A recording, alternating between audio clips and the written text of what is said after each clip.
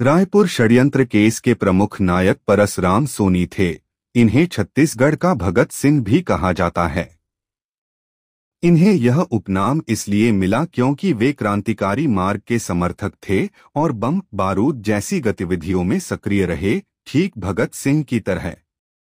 षड्यंत्र का उद्देश्य अंग्रेजों को हटाने के लिए सशस्त्र क्रांति की योजना, विस्फोटक सामग्री और बम बनाना था। इस योजना का पता अंग्रेजों को चल गया और परसराम सोनी सहित अन्य सहयोगियों को गिरफ्तार किया। मुकदमा रायपुर में चला, जिसे इतिहास में रायपुर षड्यंत्र केस के नाम से जाना जाता है।